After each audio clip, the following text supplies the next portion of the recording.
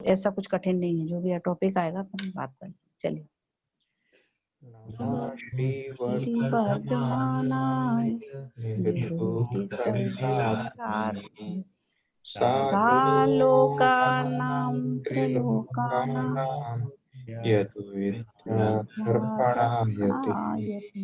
ओम नमः।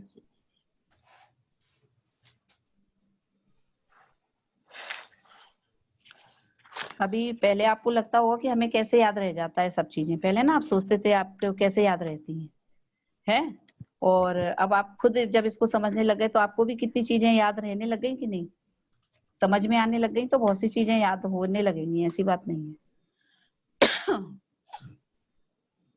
अभी देखिए अपन ने कहाँ तक पढ़ लिया था,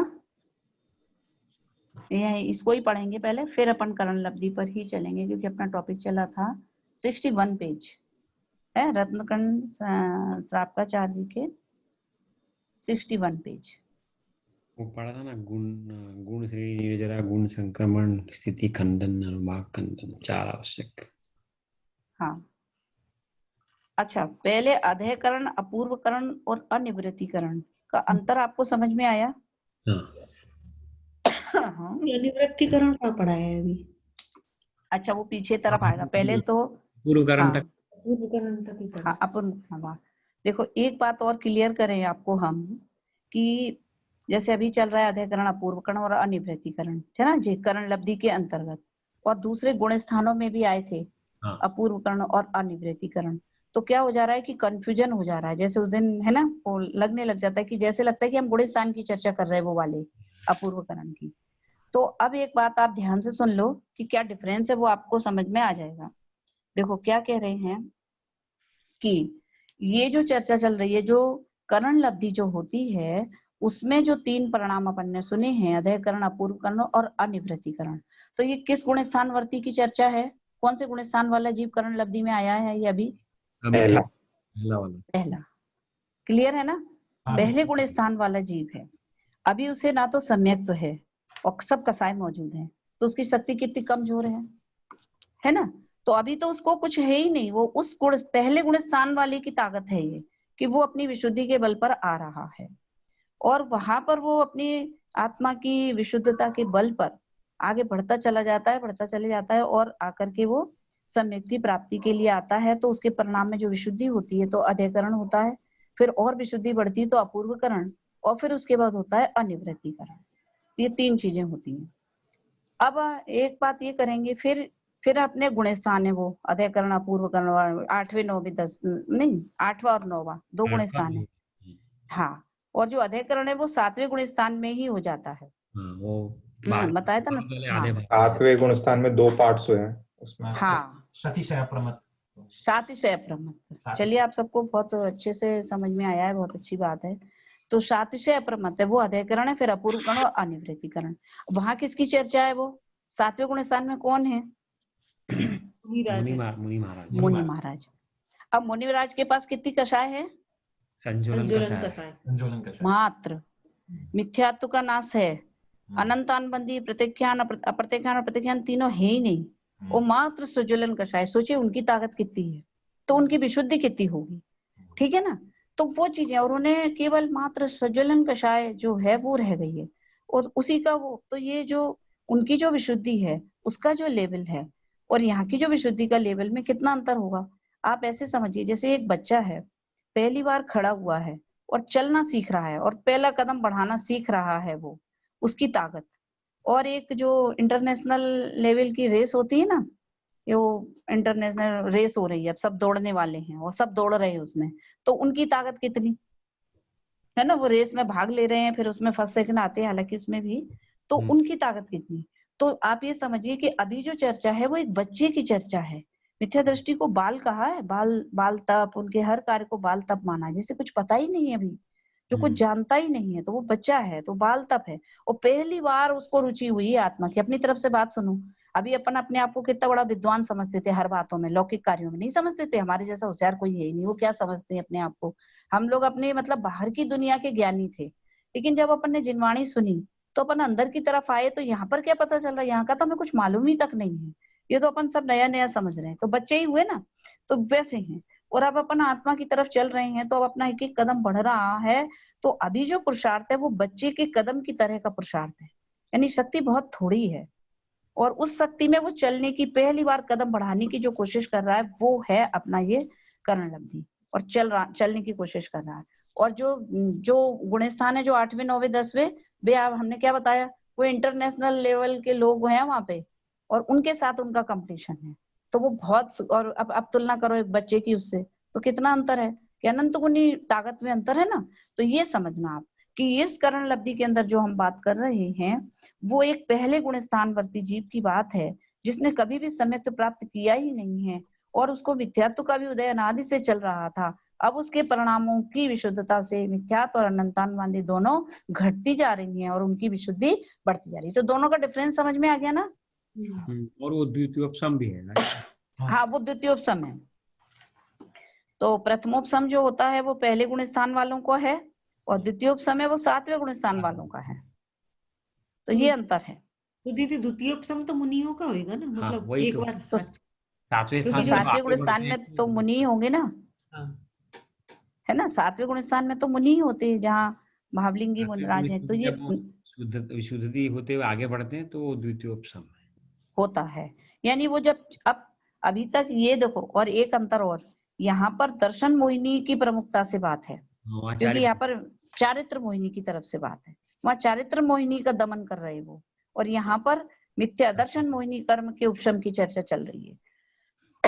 वास्तव में दर्शन मोहिनी ही सबसे खतरनाक है। चलना सीख लो फिर चलना मुश्किल नहीं है, लेकिन यहाँ पर जिसने चला ही नहीं है उसके लिए सम्यक प्राप्त करना। देखो जैसे कहते हैं, जैसे कषायों के लेवल अपन ने पढ़े थे 4 हैं, अनंतान बंदी आदि। तो कह रहे हैं कि मान के चलिए कि एक अनंतान बंदी चली गई, माने अपना 100% संसार है, और एक उसमें अनंतान बंदी का सा, चारों कषायों को अपन लें तो 25% करके लें, है ना, सबका योगदान 25% है, 25 ऐसे 4 कषाय है ना अनंतान बंदी आदि। तो एक अनंतान बंदी कषाय चली गई तो कितने परसेंट संसार चला गया? 25%। 25%। समझ में आ रहा है? जिन वाणी कहती 25% नहीं 99%। ये है जैन दर्शन का गणित, क्योंकि वो गई, वो सबसे स्ट्रांग है। अच्छा, बहुत स्ट्रॉन्ग। जिसने सम्यक्त प्राप्त कर लिया है वो तो कुछ ही भवों में निश्चित ही करके आगे चल ही जाएगा। कठिन तो ये है, इसलिए सम्यक्त को कह रहे हैं ना, वो समय सार जो शास्त्र है उसमें उन्होंने, मतलब उसकी जो चर्चा है वो ऐसी है, उसमें कह रहे हैं उसको बंद ही नहीं होता, सम्यक दृष्टि को बंद ही नहीं होता। अब अप्रत्यख्यान वाला बंद तो हो रहा है ना, अनंतान बंदी केवल चली गई और मिथ्या तो चला गया है, और 3 का जो बंद हो रहा है, तो वहां पे जो बंद अधिकार है उसमें कह रहे हैं उसको बंद होता ही नहीं, क्योंकि अनंतानुबंदी का बंद ही बंद है, बाकी का बंद कोई बंद नहीं है। चारित्र मोहिनी को दूर करना कोई कठिन बात नहीं है, और उन्हें बाल सफेद दिखता है और चल देते हैं। चारित्र मोहिनी का तो ये हाल है ना। वैराग्य कैसे होता है, सुना होगा अपने मुनिराजों को, तीर्थंकरों को, एक सफेद बाल देखा वैराग्य हो गया। दर्शन मोहिनी महान था, वो चला जाता है, उनका तो दर्शन मोहिनी चला हुआ ही रहता है, 5वें गुण स्थान वर्ती है, तो विशुद्धि तो है ही, केवल राग रह जा रहा है उनको। वो तो एक निमित्त मिलता है, कोई भी नीलांजना का मृत्यु देखी और उसी में उनको वैराग्य होगा, चले गए, एक झटके में चले जाते हैं, क्योंकि अंदर से वो टूटे हुए रहते हैं। सबसे ज्यादा मुश्किल काम है मिथ्यात्व को तोड़ना, इसलिए सारी मेहनत तो यहाँ है जो अपन कर रहे हैं। और फिर वो तो 2-4 भाव में, यदि आपने कभी शास्त्र पढ़े हो या सुना भी हो, जैसे ज्ञानी है, जैसे भरत और बाहुबली लड़ रहे हैं, है ना, तो अब उनको कषाय है कि नहीं, है ना, अब बिना कषाय के तो लड़ेंगे नहीं, तो युद्ध हो रहा है तो उनको कषाय हो रही है, तभी तो लड़े दोनों भाई। तो उनको कौन सी कषाय थी चारों लेवल में से? कौन सी कषाय थी दोनों जन को? भरत और बाहुबली जो युद्ध कर रहे थे, और दोनों सम्यक दृष्टि तो है ही, तो दोनों में युद्ध हुआ नहीं। संजलन नहीं नहीं नहीं, संज्वलन तो मुनियों को होती है। अप्रत्याख्यान, प्रत्याख्यान और संजलन तीनों ही थी ना उनको, तो तीनों हैं, केवल अनंतानुबंदी लेवल की कषाय चली गई। हाँ, केवल, बाकी तो और सब है ना। तो ये अप्रत्यख्याना वर्णी भी कोई कम थोड़ी ना है, तो वो भी लड़ा रही है, मान है उनको। कौन सा मान है? अप्रत्यख्याना वाला मान है उनको। मान के लिए लड़ाई हुई थी, वो क्रोध के लिए नहीं हुई थी। तो 5वें गुण स्थान पे थे कि वो 4थे गुण स्थान पे? 4थे गुण स्थान ही मानकर चले, देखो चौथा गुणस्थान मानकर चले, क्योंकि पांचवा भी हो सकता है, लेकिन थाई की नहीं ये कोई क्लियर नहीं है। लेकिन सम्यक दृष्टि तो पक्की थी। सही बात है। व्रति भी हो सकती हैं, लेकिन ऐसा कोई उल्लेख नहीं मिलता, तो अपन कैसे माने। हम तो चौथे गुणस्थान को लेकर चल रहे हैं। कोई भी जीव जो चौथे गुणस्थान को पार जिसने कर लिया है और अब वो लड़ाई भी लड़ता है, तो उसकी कषाय कितनी भी उग्र दिखे, लेकिन वो अनंतान बंदी लेवल की हो सकती नहीं है, ये कहना है। और यहाँ सामान्य में जो क्या बोलते हैं, सामान्य में कोई व्यक्ति शांत है, जैसे अभी अपन स्वाध्याय कर रहे हैं, अनंतान बंदी कषाय है कि नहीं?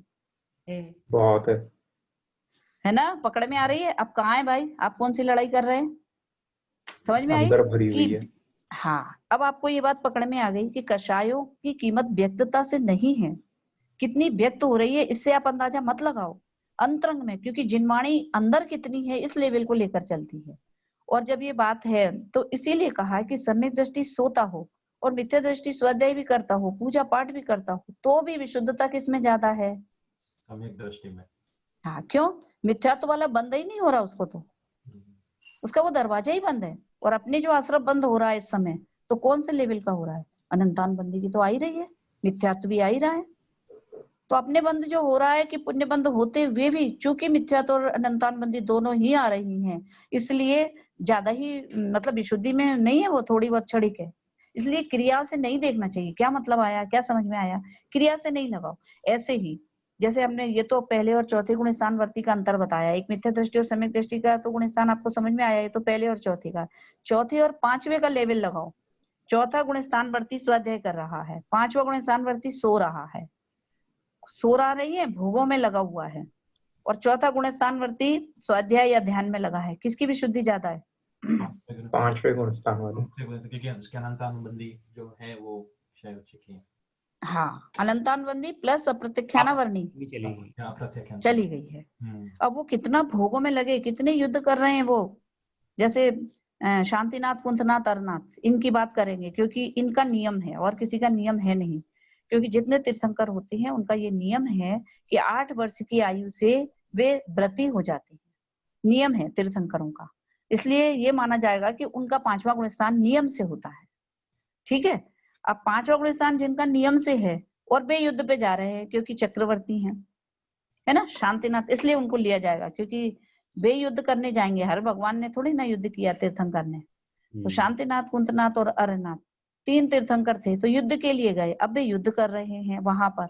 और एक चौथे गुण स्थान वर्ती ध्यान में लगा रहा है, ध्यान में बैठता है, तो विशुद्धि किसकी ज्यादा है? शांतिनाथ भगवान की।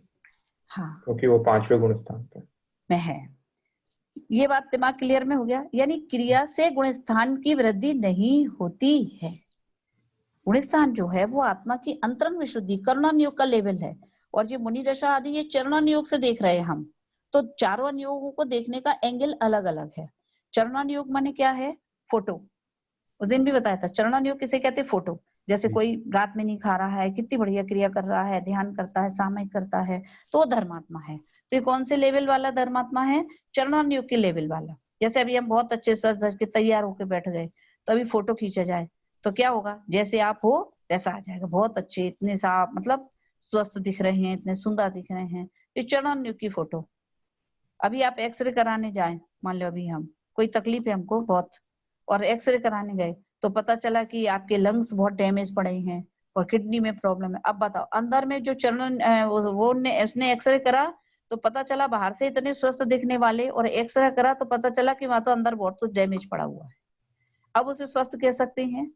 तो दिखने वाला स्वस्थ वो चरणान योग, और वाकई है जो वो करुणान योग। तो करुणान योग को एक्सरे कहा है और चरणान योग को फोटो। अंतर समझ में आया? तो वैसे ही बाहर से जो क्रिया वगैरह दिखती हैं और जिनसे हम धर्मात्मा का होने का अनुमान लगाते हैं, वो चरणान योग के लेवल का है। कोई मुनि बन गए हैं तो वो, या व्रती हो गए हैं तो क्या कहते हैं? पांचवे गुण स्थान वर्ती हैं ये, तो कहने की भाषा में है वो चरणान योग के लेवल से। लेकिन करुणान योग के एंगल से देखा जाएगा तब पता लगे कि वो कौन से हैं। और करुणान योग के लेवल से देखने जाए तो वो कहेगा ये तो पहले ही गुण स्थान वर्ती है, भी हो सकती हैं। अंतर समझ में आया? तो बाहर की क्रियाओं से जो देखते हैं और वहां से उन्हें मुनि कहना, व्रती कहना, वो चरणन योग की शैली है। और चरणन योग की शैली जो है वो बाहर से देखती है और कर्णन योग अंदर से देखता है। कर्णन योग को कोई लिहाज नहीं है, वो तो है, आप बने रहो मुनि, वो तो पहला गुण स्थान वाला बताएगा। यदि अंतरंग में आपको मिथ्यात्व नहीं गया है और अनंतानुबंधी है तो अंतर समझ में आया। इसलिए उन्हें मुनि कहना बाहर से व्यवहार है, और वास्तव में मुनि है कि नहीं अजय तो कर्णन योग की दृष्टि से देखेंगे तो अलग पता लगेगा। तो यहाँ हमें बता रहे थे कि विशुद्धता, चौथे गुण स्थान से पांचवें गुण स्थान की विशुद्धता कितनी है? अनंत गुनी, अनंत गुनी ज्यादा है। क्यों अनंत गुनी ज्यादा है? कि वो कुछ भी नहीं करे तो भी उसके अनंतानुबंधी और अप्रत्यख्यान कषाय बंद ही नहीं रही है। बोलो कितना बड़ा काम हो रहा है, ये बंद ही नहीं होती। इसलिए समय सार जी ग्रंथ में मतलब ये बना है कि सम्यक दृष्टि, उसमें बहुत अच्छी अच्छी गाथाएं हैं। तो उसमें एक गाथा है कि जैसे गाथा क्या है, जो जहर के उपभोग से भी वैद्य जन मरता नहीं, तो कर्म के उपभोग से भी सद दृष्टि बंधता नहीं। उसमें क्या कह रहे हैं कि जैसे जहर खा लेता है कोई वैद्य और उसे पता है कि ये जहर ऐसा है, तो वो पहले से उसके लिए अलर्ट रहता हुआ उसकी गोली खा लेता है। तो जहर खाने पर भी वो मरता नहीं है, क्योंकि उसको पता था कि ये जहर कितना जहरीला है। तो उसने पहले से ही प्रिकॉशन वगैरह सब ले रखे थे, पहले से ही अपना ट्रीटमेंट कराओ, फिर उसके बाद उसने वो जहर की गोली खा लिया कुछ भी, तो वो मरेगा नहीं, क्योंकि उसे सब पता है, उसने पहले से वो सावधान है। उसी प्रकार सम्यक दृष्टि जीव कर्मों के भोग भोगते हुए भी बंधते नहीं। तो यहाँ बंधने का मतलब, बंधते नहीं का मतलब क्या है कि मिथ्यात्व और अनंतानुबंधी वाला बंधते नहीं है, और सारी जिनवाणी उसी बंध को बंध मानती है और बाकी के बंध को तो बंध मानती ही नहीं, एक झटके में। वो कह रहे वो तो उनको जैसा ही राग छूटा और तोड़ के यो मुनि बने और एक ही भव में अंतर मुहूर्त में कहो तो छोड़ के चले जाए, मुनि दशा आ जाए और मोक्ष हो जाए। तो सारा जो मतलब बंधन है वो अनंतानुबंधी और मिथ्यात्व का ही है, कहने का मतलब ये है। तो समय सार में तो ये कहा कि ज्ञानी के जो भोग हैं वो निर्जरा के कारण है। समय सार भी मतलब अलग अपने तरह का ग्रंथ, तो उसमें तो क्या कह रहा है, ज्ञानी के जो भोग हैं वो निर्जरा के कारण है। मतलब उसको इसलिए कहते हैं कि अपने से नहीं पढ़ पाएंगे अपन, ये बढ़िया बात है, भोग करो और निर्जरा होती जाए। हम लोग क्या कहते हैं, भोग करेंगे तो क्या हो रहा है, इतने भोग भोग रहे तो क्या होता है, कर्मों का बंध होता है ना। अपने अपन क्या कह रहे हैं, जितना जितना तुम भोग भोगते जा रहे हो ये सब, ये क्या है, फ्री थोड़ी ना, सब बंद बंद हो रहा है, कर्मों का बंद हो रहा है। और वहां की शैली क्या है कि जितना वो भोगता जाता है उतनी उसकी निर्जरा होती जाती है, ऐसी अद्भुत शैली है। तो क्यों है, इसलिए कहा है समय सार को क्या समझ करके पढ़ने से ही समझ में आएगा। तो ये बढ़िया बात है, वे भोग भोगे और उनकी निर्जरा, और हम यहाँ ध्यान ज्ञान भी करें तो आप कहो कि बंद है, तो ये सब क्यों है। तो उसमें उन्होंने शिष्य प्रश्न करता है तो वो कहता है ये तो आपकी पासलिटी है, आप पक्षपात करते हो। सम्यक दृष्टि कुछ भी करे आप निर्जरा ही निर्जरा कहते जाते हो, और मिथ्या दृष्टि कुछ भी करे आप बंद ही बंद कहते जाते हो। ये तो हमें आपका पक्षपात लगता है, ऐसा है शिष्य उसमें ऐसा कहता है। तो उसमें कहा है कि नहीं तुमने समझा नहीं है, तब गुरु आचार्य समझाते हुए बोलते हैं कि क्योंकि अनंतानुबंधी का बंध ही वास्तव में बंध है। क्योंकि जो आत्मस्वरूप को जान लेता है उसे भोग भोगते हुए भी उसमें सुख बुद्धि नहीं होती, उसमें उसको छूटने का भाव ही बना रहता है कि कब मैं इससे छूटूं, और अपने इस परिणाम के बल पर ही उसे अनंतानुबंधी का बंध नहीं होता। हम अपनी बात करें, जैसे कि अभी हमको एक बहुत अच्छे घर में, हमारा छोटा सा घर हो, बाद में हमको बहुत बड़े वाले घर में रहने को मिले, और तो हमें कितनी खुशी होती, ऐसा लगता है कितना बढ़िया घर, ओ हमारे जैसा सुखी कोई है ही नहीं, इतना बढ़िया घर, इतना बढ़िया ड्राइंग, एक एक चीज देखते हुए हमें कैसा लगता है। अब दुख का कोई काम ही नहीं है, अब तो हमें घर मिल गया और इसमें अनंत काल तक अब हम सुख से रहेंगे। कुछ ऐसी फीलिंग आती है कि नहीं आती, लगता है कि नहीं, है ना, कि हम लोगों को संसार की हर खुशी को भोगते हुए ऐसा लगता है कि बस सुख तो यही है, अब कोई टेंशन नहीं, चिंता की कोई बात नहीं, अब घर भी बन गया और बच्चे भी सेट, बहुत बढ़िया। अब उसको इस जो भोगों में कितना आनंद आ रहा है और उस आनंद में सुख मान रहा है वो, है ना। तो ये उसका लेवल अनंतानुबंधी है कि सुख है नहीं और सुख लगता है इसको, ये बड़ी खतरनाक बात है। अब सम्यक दृष्टि जीव हैं, उनको 6 खंड का राज्य मिला है और वे क्या जानते हैं, सुख तो अपनी आत्मा में है, इन घरों में इन पुद्गलों में क्या सुख है। लेकिन चूंकि मेरा उदय ऐसा है कि मेरे में अभी ऐसी ताकत नहीं कि मैं इसे छोड़ पाऊं, तो वे रहते हैं, भोग भोगते हुए भी उन्हें उसमें सुख बुद्धि नहीं होती, हे बुद्धि होती है कि कब संत साधु बन के विचरूं, वो घड़ी कब आई। तो वो उसमें रहते हुए भी उससे हटने की कोशिश करते हैं, उसमें उन्हें सुख नहीं लगता, अंदर जो लगता है कब ऐसा समय मिले कि मैं अपनी आत्मा का अनुभवन करूं। ये एक बुद्धि जो लगी रहती है, इससे उनकी जो भोग भोगते हुए भी निर्जरा कही गई है। तो भोग क्यों भोगते हैं, क्योंकि कहा था कि जिस तरह से कर्म 2 प्रकार के होते हैं, एक कर्म तो वो होते हैं चाहे पाप के हो चाहे पुण्य के, भोगे बिना छुट्टी नहीं होती। जैसे पाप के कुछ कर्म ऐसे होते हैं कि जिनको भोगे बिना निर्जरा होती ही नहीं, एक की निर्जरा तो तब से हो जाती है ना, जैसे मुनराज तपस्या कर रहे हैं तो बहुत कर्मों की निर्जरा हो जाती है।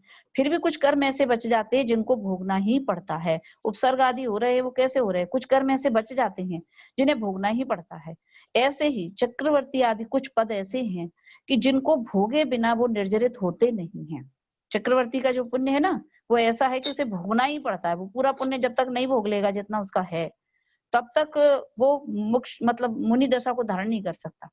ऐसा है। तो वो अब वे क्या कर रहे हैं, वे भोग रहे हैं कि निर्जरा कर रहे हैं, वे भुगत रहे हैं।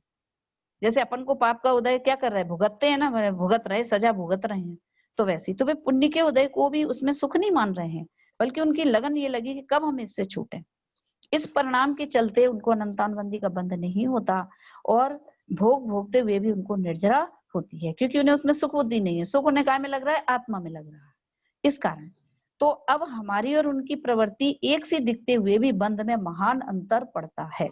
हम बातें ऐसी करते इसमें अच्छा नहीं लगता, इनमें सुख नहीं है, कहने को लग रहा है, लेकिन अंतरंग में आज भी सुख वहीं लगता है। और उसका कारण है, जब तक आत्मा का अनुभव नहीं होता तब तक ये नियम है कि बाहर में सुख लगता ही है। इसलिए सम्यक दर्शन हुए बिना अनंतानुबंधी कसाय मंद तो होती जाती है, मंद हो रही है। मंद हुए बिना तो जैसा पढ़ना लिखना हो नहीं पाएगा। मिथ्यात्व और अनंतानुबंधी दोनों मंद हो रहे हैं, लेकिन इनका उदय अभी है। ये कहें कि नहीं है तो ऐसा नहीं है। बात समझ में आई आपको? तो ये कि सोचो अंतरंग में इसलिए कह रहे काम सब करो, जैसे मनीष जी ने वो उन्होंने बताया ना, वही वो कह रहे हैं आप सब कुछ करते हुए भी इनसे विरक्त हो, इनमें सुख नहीं है। एक ये भावना में तो आत्मा हूँ, अब ये काय में लगे पड़े हैं। सुमित प्रकाश जी की प्रवचन पहले हम लोग सुनते थे तो भी कहते थे मंदिर जाते हैं भगवान के दर्शन करो, ओ मैं तो भगवान हूँ, मैं तो सिद्ध हूँ। इस भाव से दर्शन कर रहे हैं अपन और अपने आप को सिद्ध देखते हैं और इतना आनंद आता है, यही मेरी दशा है, माने मुझे यही बनना है, यही मेरा भविष्य है। असलियत में तो मैं ऐसा ही हूँ, ऐसा ही प्रभु मैं भी हूँ, है ना। ये प्रतिबिंब सो मेरा है। कभी इस भाव से दर्शन करो, ये प्रतिबिंब सो मेरा। प्रतिबिंब कहा, प्रतिबिंब माने क्या, दर्पण में चेहरा देखते हैं तो किसका प्रतिबिंब है, कि ये मेरा प्रतिबिंब है ना। और वो कह रहे भगवान को देख रहे हैं तो क्या, ये मेरा प्रतिबिंब है, क्योंकि मैं ऐसा ही हूँ। यदि अभी द्रव्य कर्म, नो कर्म, भाव कर्म तीनों हट जाएं तो मेरा स्वरूप कैसा है, इनके जैसा ही है। तो ऐसा चिंतन करते हैं जब, और फिर क्या हुआ कि जैसे ही मंदिर से बाहर निकले बच्चा दौड़ता हुआ है, पापा पापा, बोलते भगवान देखो का बने बैठे हैं। अभी भगवान बन रहे थे, अब ये पापा बन रहे हैं। तो बोले इसमें हमको कोई कैसे गौरव होगा। यदि आप अपने को सिद्ध देखते हैं और फिर उसके बाद संसार के पदों को देखते हैं तो फिर उसमें गौरव हो नहीं सकता। फिर लगता है बताओ कहाँ भगवान थे और यहाँ ये बने पड़े, ये नहीं आया है, सब्जी लानी है, फलान लानी है, घर गृहस्थी में पड़े हुए जाने क्या कर रहे हैं। तो वो कहते हैं कि अपने को मनुष्य देखना ये मिथ्यात्व है। एक सिद्ध भगवान को, सिद्ध भगवान क्या करते हुए अच्छे लगते हैं। आप अपने सिद्ध भगवान की जो मूर्ति देखते हैं अनंत की, उसमें सिद्ध की कल्पना करो, वे क्या करते हुए अच्छे लगते हैं। कौन सा काम करें उनके ऊपर, कौन सा काम सूट करेगा बताओ आप। कोई नहीं, वो आपसे कौन सा काम उनके ऊपर सूट करेगा। उन्हें प्रेसिडेंट बना दें यूएस का तो उनको सूट करेगा कि नहीं, क्या लगेगा, उनकी महिमा बढ़ेगी कि घटेगी। है ना, ठीक है ना। तो अब उनके ऊपर जैसे कुछ अच्छा नहीं लगता, तो अब मेरा स्वरूप कैसा है, सिद्ध जैसा, तो अब हमारे ऊपर क्या सूट करेगा। अब आप अपने को बताओ, अब आपको क्या बनना है।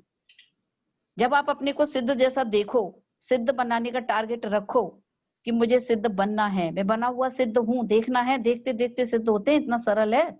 आत्मा सिद्ध जैसा ही है अंदर में, देखो तो। जब देखो तुम अपने को, पाओ भगवान के ही सम, भगवान बन जाने की अति सुगम विधि दर्शाई। तो ये है बहुत सुगम विधि। तो ऐसे अपने को अपन देखते हैं तो बहुत सरल है। और ये तब लब्धियां प्रकट होती हैं, इसमें क्या करते हैं, जो लब्धियां प्रकट हो रही है तो वो अपने को क्या देख रहा है ना। चिंतन मनन में अपने को भगवान देखता है, मेरे अंदर इतनी शक्तियां हैं, कितना सुंदर स्वरूप है मेरा, मेरे अंदर अनंत अनंत शक्तियां, सुख से भरा हुआ हूं मैं, एक ही प्रदेश में अनंत अनंत सुख है। ऐसे अपनी महिमा महिमा चलती चली जाती है। और परिणामों की विशुद्धि से, इस तरह से उनके परिणामों में विशुद्धि बढ़ रही है तो उधर कर्म भी घटते चले जाते हैं। तो यहाँ तक की चर्चा अपन ने कर ली थी अधेकरण की और अपूर्वकरण की। और अब ये अपूर्वकरण में क्या बताया, अधेकरण और अपूर्वकरण में क्या अंतर है, आप बताएंगे, कौन बताएगा। शीतल जी आप रह गए थे, आपको ही बताना है।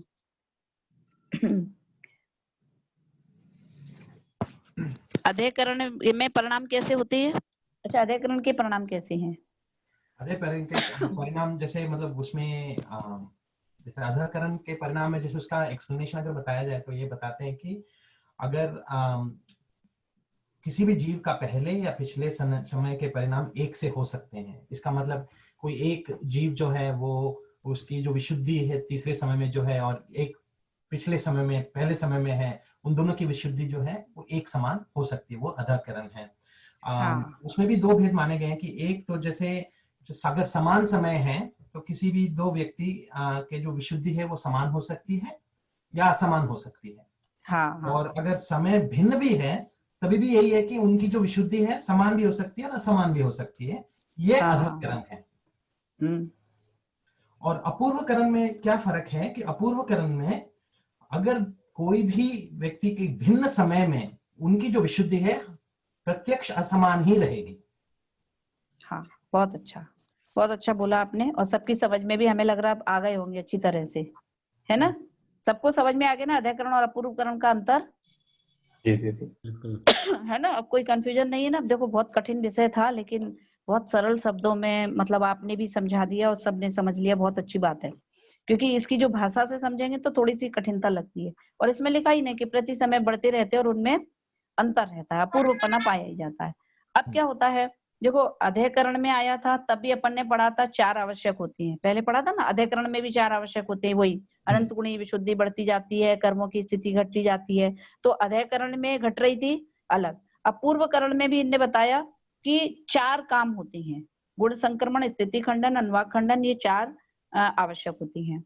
अब ये कह रहे हैं जे काम तो पहले ही हो रहे थे और फिर इनने बताए, तो क्या फर्क है? वास्तव में लेवल में फर्क है। अधिकरण में भी ये सब हो रहे थे, उनका लेवल थोड़ा सा कम, और अपूर्वकरण में जो हो रहा है उसका लेवल अब उससे भी ज्यादा बढ़ गया, क्योंकि विशुद्धि बढ़ रही है। आप है ना, जैसे परिणाम की विशुद्धि बढ़ती है तो उधर से कर्मों में क्या क्या हो रहा है। तो ये 4 प्रकार के परिणाम अपन ने, वो 4 प्रकार के काम हो रहे हैं। अब यहाँ पे गुण श्रेणी निर्जरा शब्द आया, मतलब गुणात्मक निर्जरा होने लगी, गुणी, और वहां पर जो निर्जरा हो रही थी वो गुणात्मक नहीं थी, माने उतनी ज्यादा नहीं थी जितनी यहाँ पर हो रही थी। अब ये कहाँ तक पढ़ गया था अपन ने? हाँ, ये अंतर दोनों, ये यहाँ तक गया था शायद 61 पेज के ये लगा था। ये फिर से पढ़े अधिकरण के प्रथम समय से, कविता आप पढ़ो, अधिकरण के प्रथम समय से लगाकर 61 पेज पर दोबारा से पढ़ेंगे जिससे कि समझ में थोड़ा आएगा।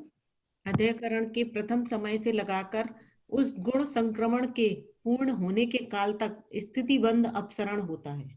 यद्यपि प्रायोग्य लब्धि से ही स्थितिबंध अपसरण प्रारंभ हो जाता है, तथापि प्रायोग्य लब्धि वाले जीव को सम्यक्त होने का अनवस्थितिपना है, नियम नहीं है।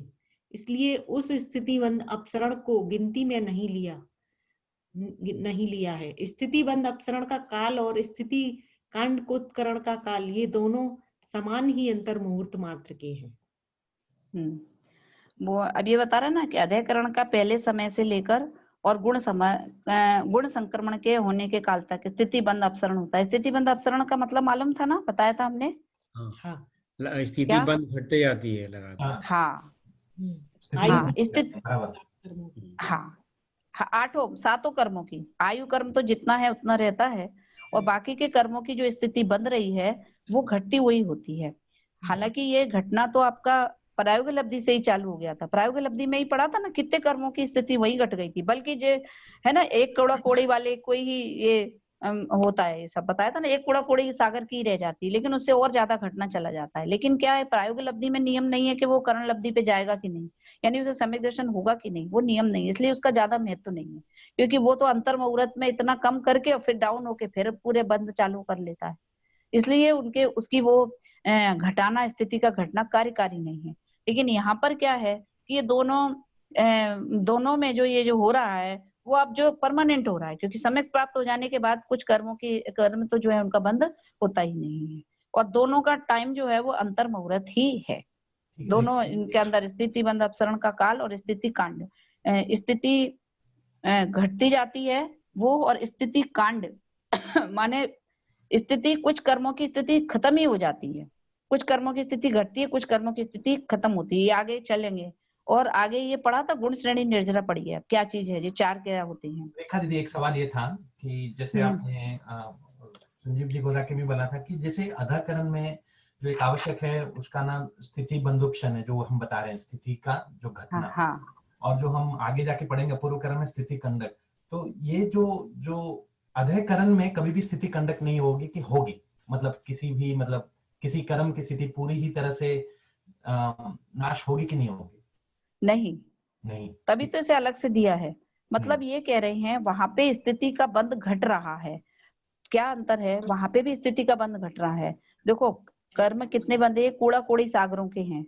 अब एक कूड़ा कोड़ी सागर पे आ गए अपन, मतलब है ना, बताया ना प्रायोग लब्धि में जो प्रयोग कर गया वो एक कूड़ा कोड़ी वाला। अब एक कूड़ा कोड़ी भी बहुत होता है, तो अब इसमें जो स्थिति घट रही है तो 100 सागरों की, 700-800 सागर की अधःकरण में, और अपूर्वकरण में जो स्थिति घट रही है वो हजारों सागर की, लाखों सागरों की आयु घटना चालू।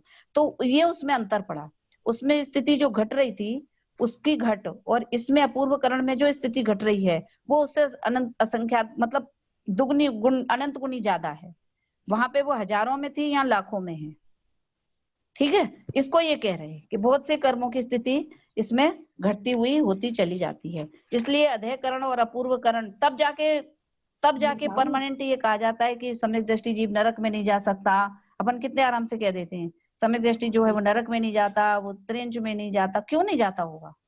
कारण समझ में आया कि जो इतनी विशुद्धि करी कि वे कर्म उसने सत्ता से हटा दिए, उस विशुद्धि के बल पे भी कर्मों का बंध ही रुक गया है ना। अब आपको सब बात समझ में आई? अपन को ऐसा लगता है सम्यक दृष्टि में कोई जादू है, लग रहा है कि उनको ऐसा बंद होएगा ही नहीं, वे चाहे जैसे प्रणाम करेंगे उनको नरक का बंध नहीं होगा, उनको त्रेंज का बंध नहीं होगा। कारण क्या है कि अंतरंग में उनने ऐसी ऐसी विशुद्धि प्रकट कर ली है कि इसकी वजह से उस जाति के कर्म आते तो हैं लेकिन बंधते नहीं।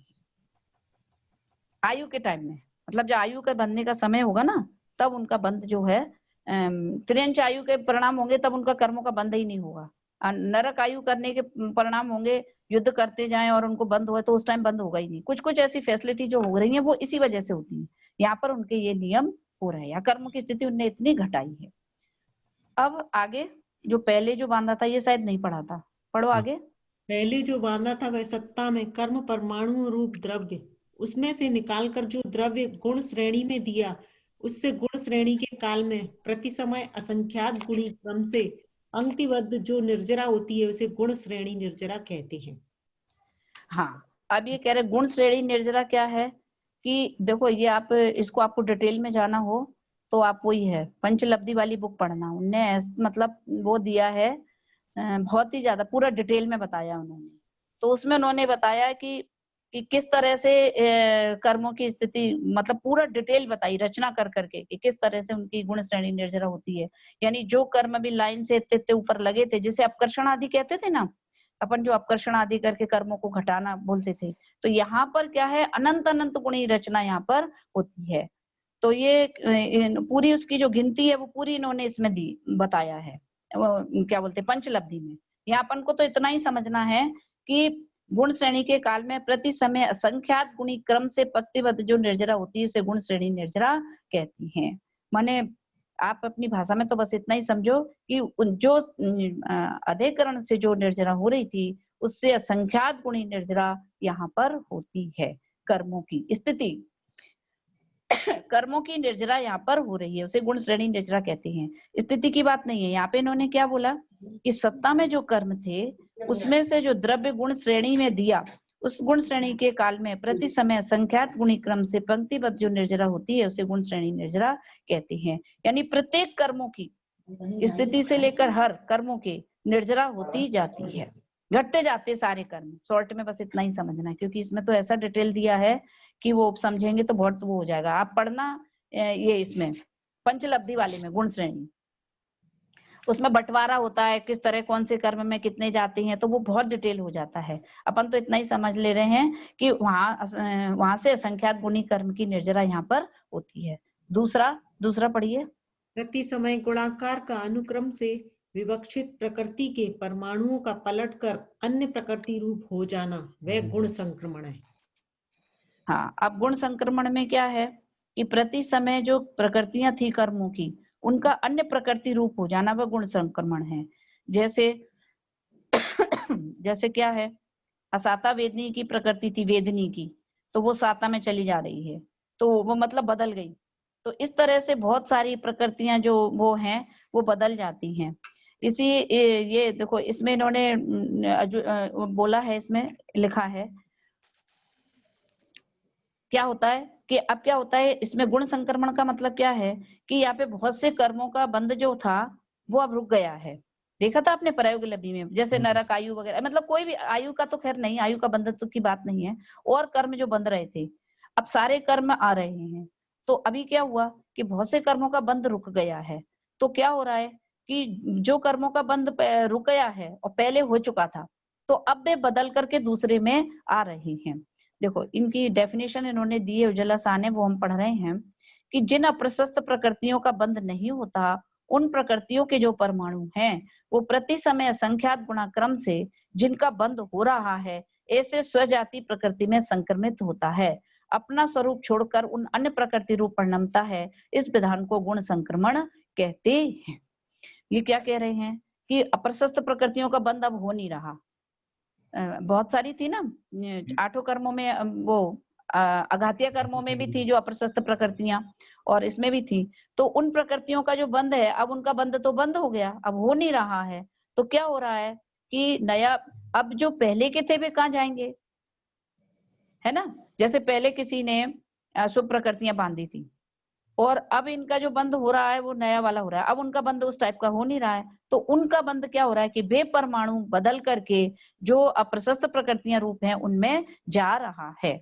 जैसे अभी एग्जाम्पल के रूप में देखें, जैसे नाम कर्म है, तो अपन ने नाम कर्म में बहुत सी अशुभ प्रकृतियां बांध ली होंगी, बंध रही है ना प्रति समय। तो नाम कर्म की भी बहुत सी अशुभ प्रकृतियां बांध ली, 1 इंद्रिय 2 इंद्रिय आदि जैसी हैं। तो ये बहुत सी प्रकृतियां जिनका बंध अपने अंदर में हो चुका है।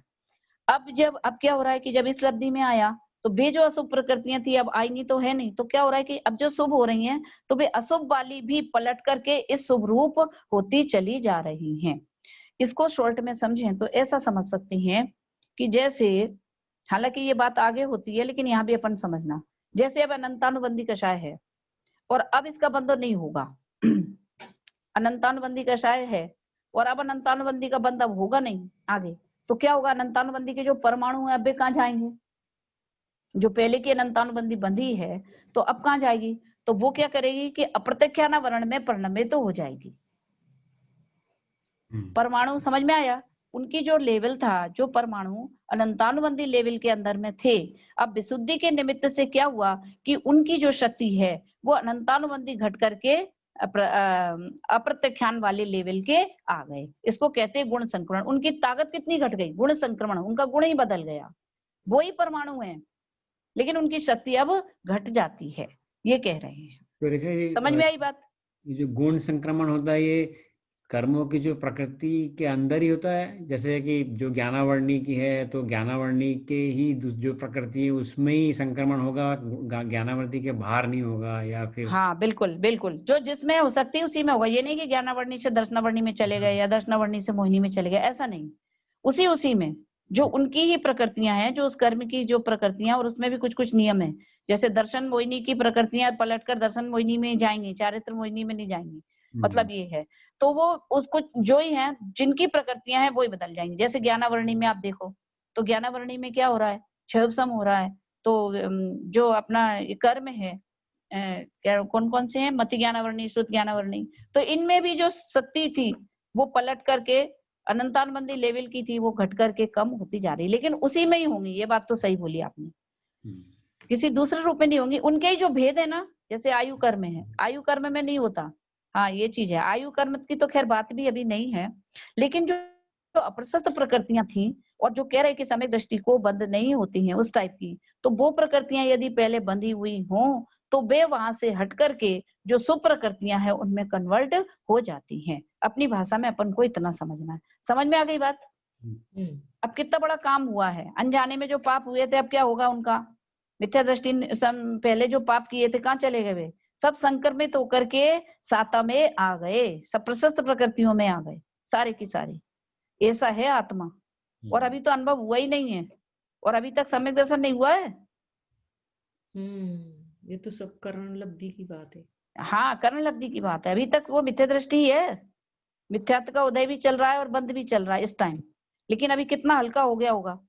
और मिथ्यात्व के हल्के होने से विशुद्धि कितनी बढ़ रही है, या उल्टा कह रहे हैं विशुद्धि बढ़ने से कितना हल्का हो रहा है, ये कहना पड़ेगा, है ना, कि विशुद्धि बढ़ती जा रही है और उधर से मिथ्यात्व आदि सब कसाय हल्की होती जा रही हैं। तो उनमें गुण संक्रमण, यानी जिनमें गुण था अनंतानबंदी लेवल का, अब वो उनका गुण घट करके अप्रत्याख्यान वाला हो रहा है। जो अप्रशस्त प्रकृतियां थी वो सारी की सारी पलट करके प्रशस्त रूप में आ रही हैं। प्रशस्त रूप में कहो या कम लेवल वाले में आ रही है।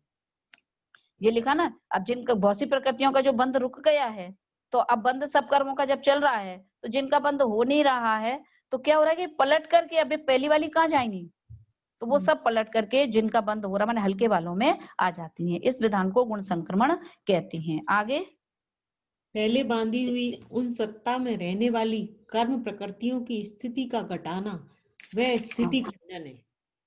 हाँ, अब ये तो समझ में आ रही नहीं कि कर्मों की स्थिति जो अपन की जो थी कूड़ा कोड़ी की, और अब तो सागरों कूड़ा कोड़ी से तो बहुत घट गई है, लेकिन सारे कर्मों की स्थिति घटती चली जा रही है, उसे स्थिति खंडन कहा गया है। टाइम खत्म। स्थिति और का चौथा, पहले बांधी हाँ हाँ, पहले बांधी हुई उन सत्ता में रहने वाली अशुभ कर्म प्रकृतियों का अनुभाग का घटाना वह अनुभाग खंडन है। अच्छा, फल देने की शक्ति घट गई। हाँ, एक हमने अभी भेजा था, वैसे तो आपको प्रकृति प्रदेश जो कर्म के चार है वो सारे आपको डिटेल में पता है, प्रकृति किसे कहते हैं, प्रदेश, लेकिन अभी हमने एक भेजा था जो छोटा सा, तो उसमें फिर से आप करेंगे रिमाइंड तो आपको समझ में आएगी कि प्रकृति क्या है, प्रदेश क्या है, स्थिति क्या है और अनुभाग क्या है ना। और तो स्थिति और अनुभाग दोनों घट जाते हैं। तो अनुभाग माने फल, अपने अनुभाग में आएगा तो कर्मों के फल देने की जो ताकत थी बहुत ज्यादा, तो वो सारे कर्मों की फल देने की शक्ति बहुत घटती जाती है। यानी कोई पाप कर्म का उदय मान लो अपना 10 साल तक 50 साल तक रहने वाला था, अब यहाँ स्थिति घटेगी उसकी ऊपर, तो स्थिति घटेगी तो क्या होगा, अब वो पाप कर्म केवल जो 50 साल रहने वाला था 1 साल में ही चला जाएगा, ये उसकी स्थिति घट गई। और पहले अनुभाग और अनुभाग का घटने का मतलब उस पाप कर्म के उदय में क्या था कि बहुत ज्यादा परेशानियां आने वाली थी, बहुत तकलीफें होने वाली थी, लेकिन घट करके बहुत, यानी ये समझो कि हार्ट अटैक होने वाला था बहुत जबरदस्त, और अभी क्या हल्का सा सर में दर्द होके रह गया, ये उसका अनुभाग घट गया। समझ में आया ना, अनुभाग का घटना माने क्या, कि बहुत जबरदस्त बीमारियां होने वाली थी, किसी को ऐसी बंधी थी कि अब इसको बहुत जबरदस्त बीमारियां आने वाली थी, पैरालिसिस होने वाला था, ये होने वाला था, अटैक पटैक थी बहुत अशुभ, लेकिन अब क्या हुआ कि उनका अनुभाग घट गया, तो क्या हो गया कि अब वो हल्के से सर दर्द में या हल्की फुल्की बीमारियों में कन्वर्ट हो गया, ये उसका अनुभाग का घटना है। और जो बहुत साल तक रहना था, जैसे पैरालिसिस हो गया, वो कितने साल तक रहेगा, तो बहुत साल तक रहने वाला था, तो यहाँ पर वो इसकी स्थिति घट गई, वो क्षणिक ही रह गया, थोड़े समय के लिए रह गया। तो अंतर समझ में आया, ये काम कहाँ हो रहा है, अंदर में ही, अंदर में। और कर्म परमाणु कहाँ चले गए, सब वहीं की वहीं है, केवल उनकी जो शक्ति थी ऑटोमेटिक वहीं की वहीं घटती जा रही, क्योंकि वो उनमें शक्ति आई कहाँ से थी, अपने भावों से, हमने ही कषाय कर करके उनमें शक्ति आई थी, और अब हमारी खुद की विशुद्धि बढ़ रही है, तो अपने ही भावों की शक्ति से उनकी शक्ति भी घट रही है। अब बताओ कर्म क्या करेंगे, आपके भाव जैसे होंगे वैसे ही तो हो रहे हैं ना, बताओ कर्मों की क्या शक्ति है, कोई शक्ति नहीं है। आप अपनी शक्ति विशुद्धि बढ़ाओ, कर्मों की तरफ तो देखो ही मत, है ना। आप कर्मों को देखो कब बन गए और घट गए अपने ही विशुद्धता से, इसलिए कर्मों को दोष नहीं देना, हमारे ही परिणाम विशुद्ध होते जाए तो बताओ कर्म क्या कर लेंगे, कुछ भी कर सकते नहीं। तो ये बात समझ में आई, ये कार्य हुए अपूर्व करण में। आगे चलिए पढ़िए अपूर्व करण में, हाँ पढ़िए और आगे। इस प्रकार ये 4 कार्य अपूर्व करण में अवश्य होते हैं।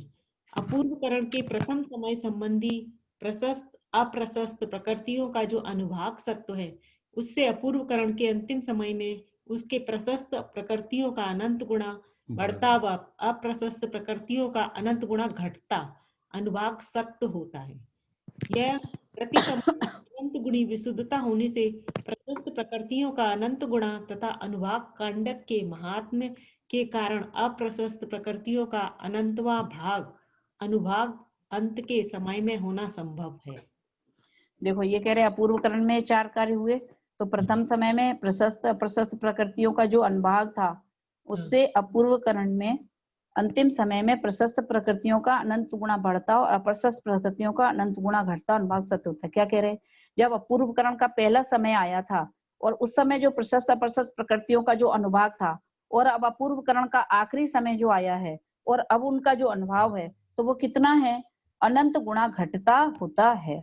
माने अपूर्वकरण के पहले समय में जब जीव आया था तब अनुभाग घटा था, और अपूर्वकरण का जो आखिरी समय आया है वहां पे जो अनुभाग घटा, कितना घटा है? अनंत गुना कम हो गया है। अप्रशस्त का कम हुआ है, प्रशस्त का बढ़ प्रशस्त का गया। बढ़ गए हैं। हाँ, पर ये है अपूर्वकरण के अंतिम समय में प्रशस्त प्रकृतियों का अनंत गुणा बढ़ गया है और अप्रशस्त प्रकृतियों का अनंत गुणा घट गया है। अनंत अनंत गुण्य की बात चल रही है। कितने कर्म जो बांधे थे, कितने वर्षों में बांधे थे, और एक क्षण में वो घट रहे हैं सब। कितनी देर है जो एक सेकंड के अंदर इतने इतने कर्मों की स्थिति घट रहा है? बोलो कितनी मेहनत करनी पड़ेगी, है ना? कि परिणामों की विशुद्धि के बल पे उनमें अपने आप ही अनुभाग घटता जाता है। या प्रति समय अनंत गुणी विशुद्धता होने से प्रशस्त प्रकृतियों का अनंत गुणा और अनुभाग कांडक के महात्म के कारण अप्रशस्त प्रकृतियों का अनंत भाग अनुभाग अंत के समय में होना संभव है। मतलब यही कह रहे हैं कि प्रति समय जो विशुद्धता बढ़ती है, एक एक समय की बताई है, एक एक समय की विशुद्धि बढ़ रही, जो समय अपनी पकड़ में भी नहीं आता है, उस एक एक समय में इतनी विशुद्धि बढ़ती जाती है कि समस्त प्रशस्त प्रकृतियों का अनुभाग अनंत गुना अनुभाग कांडक, और जो घटने की जो प्रक्रिया है उसे अनुभाग कांडक कहती है। कांडक माने टुकड़ा, कांडक कहते टुकड़े को। तो अनुभाग के टुकड़े मतलब घटते चले जा रहे हैं, माने जो प्रक्रिया हुई उस प्रक्रिया को क्या बोलते हैं? अनुभाग कांडक। उसको कहते हैं स्थिति, स्थिति कांडक भी है उसको। जो स्थिति कांडोत्करण काल आपने पढ़ा था ना, तो स्थिति कांडोत्करण काल में क्या हुआ? कर्मों की स्थिति घटी। और अनुभाग कांडक में क्या हो रहा है कि कर्मों के फल देने की शक्ति, अनुभाग घट रहा है। ये दोनों काम अपूर्वकरण में हो रहे हैं, और एक सेकंड के काम में हो रहा है। एक सेकंड के भी संख्यात्मक भाग में कर्मों की इतनी शक्ति घट गई। तो तपस्या करें ना, कोटि जन्म तप करें, ज्ञान बिर कर्म झरें जे, ज्ञानी के छिन्माय त्रिगुप्त ते सहज तरें जे। अब कितने कितने कर्मों की वो हो गई यहाँ पर निर्जरा, घट गई वो। और आगे तो दीदी बेसिकली जैसे मतलब जो पहले कर्म बंधे उनकी चिंता नहीं करनी चाहिए, बस अपनी विशुद्धि बढ़ाते जाओ, उसके बल पे ही सब कर्मों की तरफ देखना है। हाँ नहीं है, पता है ना, निश्चिंत हो जाओ। हमने बहुत कर्म करे, हमने बहुत पाप करे, हमें मालूम, आपको पता नहीं हम पहले क्या थे, हम क्या थे? बोले हमको सब पता है, तुमने 7 व्यसन करे थे, चलो हमने मान लिया, आप सप्त व्यसनी भी थे, है ना? कोई चिंता की बात नहीं। आत्मा की विशुद्धि के काल में उसमें अपने आप ही देखो, एक समय की कमाई तो क्षण भर निज रस को पी चेतन, मिथ्या मल को धो देता। इस लाइन का अर्थ अब समझ में आता है? कितनी देर लगती है? क्षण भर निज रस को पी चेतन, एक क्षण रस को अपने को चेतन, अपने चेतन रस को उसने अनुभव किया, मिथ्या मल को धो देता। अनाद काल का मिथ्या एक क्षण में घट गया। तो ये बात बता रहे, इसलिए पूर्व के जो पाप हो गए वो ज्ञानी को तो फिर वो लगते ही नहीं, आत्मा अब हो गए होंगे, अबे तो सब इसमें ही चले जाएंगे उनको। अब और ज्यादा है तो अपन को जो लगते हैं तो अपन उसमें जैसे वो कर लेते हैं ना, क्या बोलते हैं, प्रतिक्रमण आदि याद आती रहती तो प्रतिक्रमण आदि फिर भी हो गए हो तो फिर भी अपन करते रहते हैं, लेकिन अंतरंग में उनकी शक्ति बहुत घट जाती है। इसलिए सम्यक दर्शन के सिवाय कर्मों को घटाने का कोई दूसरा उपाय है ही नहीं। और सम्यक दर्शन माने आत्मदर्शन, है ना? तो ये जो अपन पढ़ रहे हैं इससे आपको क्या चीज समझ में आई? अच्छा एक बात बताओ, इतना आपने पढ़ा जो भी लब्धियां और ये, तो आपको किस किस चीज की महिमा है ये बताओ? दर्शन की, अपने आप को आत्मा जानने की है। देखो ठीक है, ये बात तो, ये तो खैर महिमा तो आई, एक आई केवल ज्ञान की महिमा। एक एक परिणाम में कैसी विशुद्धि होती है, एक एक परिणाम को कैसे जाना होगा उन्होंने, केवल ज्ञान की महिमा ही तो है। जैसे उन्होंने कहा अभी कौन जानेगा कि इनके इतने परिणाम इतने विशुद्ध हुए, इतने विशुद्ध हुए, इतने विशुद्ध हुए, कितने जो परिणामों का जो कंपैरिजन है केवल ज्ञान का विषय कि देखो केवल ज्ञान की ताकत देखो, कितने कर्मों की विशुद्धि कैसे होती है और कैसे वो जानता है। तो ये आती है केवल ज्ञान की महिमा, और फिर आती है अपनी महिमा। बोलते ना, तुम चीज क्या हो खुद तुम्हें मालूम नहीं है। अपन को मालूम ही नहीं कि हम क्या चीज हैं, बाहर की तरफ से देख रहे हैं कि भैया क्या हम क्या है, अपन को अपने जाने क्या मान रखा है। इसलिए कह रहे कि आप अपने को देखो, सिद्ध जैसा देखो, तो दुनिया की परवाह नहीं, दुनिया का जो मन हो सो कहे। और कहे क्या, आपका यश उदय होगा तो सब बुरा ही कहेगा, यश उदय होगा तो सब अच्छा ही कहेगा। वहां तो सब कर्मों की हालत चल रही ना, इसलिए उधर मत देखो, तुम तो अपनी तरफ देखो, अपनी विशुद्धि देख, अपने को देखते ही विशुद्धि बढ़ेगी, और विशुद्धि बढ़ने से सारे कर्म अंदर ही अंदर चूरा हो जाएंगे, है ना, अंदर ही अंदर चूरा हो जाएंगे, वे उदय में आएंगे तक नहीं। जब वे उदय में नहीं आएंगे तो आपको याद करने की क्या जरूरत है। आप तो ये याद करो कि मैं आत्मा हूँ परिपूर्ण, जो हुआ सो हुआ, अब आएंगे तो देख लेंगे, अब जो थोड़े बहुत बचे हैं उदय में आएंगे तो क्या हुआ, उनको भी देख लेंगे। अभी उन्होंने भारली जी ने एक बात बोली, उनसे वो बोले, एक जन कोई सज्जन मिले, वो बोले हम आपको देखें, आप बताएंगे हम आपको, आप ऐसे है वैसे जाने क्या क्या वो कर रहे हैं, अब हम आ रहे हैं आपके घर पे। तो उनने कहा ठीक है हम देख लेंगे, उनने कहा हम देख लेंगे, हम ऐसा ऐसा करेंगे, उनने कहा हम देख लेंगे। तो उनने कहा तुम देख लोगे, भाई आप तो ऐसे कर रहे देख लोगे, आप अपन कहते ना हम भी देख लेंगे, जैसे कोई बात होती है तो आप कहते ना हम भी देख लेंगे। बोले आप ऐसे क्यों बोल देते हो कि हम देख लेंगे। तो बोले कि भैया हम ज्ञाता दृष्टा स्वभाव वाले हैं, तो भाई आएंगे, भाई जो करेंगे उपद्रव, तो बताओ हम क्या करेंगे, हम ज्ञाता दृष्टा बने रहेंगे, तो हम देख लेंगे, हम तो ये कह रहे थे। तो हम बोले अरे भैया हमको लगा कि आप ऐसे कह रहे हैं हम तो देख लेंगे। क्या है ना, वो कहते हम भी देख लेंगे तुमको। तो वो कह रहे सही बात है, आप भी देख लो, आप अपने घर को देखते हो, क्या देखते हो, कर्म तो है ना, कर्म होते हैं जड़, किसी ने कर्म देखे हैं, नहीं देखे। अच्छा परिवार दिख रहा है ना जी, परिवार ये दिख रहा है कर्म। अब ये कर्मों ने रूप ले लिया है, जो पति का, पत्नी का, बच्चों का, ये सब आपके कर्म की उदय है, जिसकी वजह से जो आपके साथ जो भी संयोग हैं वे आपके कर्म को ही तो बता रहे हैं कि आपने क्या क्या कर्म किया था। आप कुछ भी बुरा कर रहे हैं तो क्या है, हमने जो करा किया था वो देने के लिए वो ऐसे बन रहे हैं, तो ये अपने ही कर्म हैं। और जब तक उन कर्मों की ऐसी स्थिति रहेगी भी इनका मूड वैसा ही रहेगा, चाहे बच्चे हो, चाहे पति हो, चाहे कोई हो। अब दोष किसको दें, अब वो आए हैं जो दे के चले जाएंगे, निर्जरा हो जाएगी, हम देख लेंगे क्या, हम क्या देख लेंगे कि हमने कौन कौन से कर्म करे थे।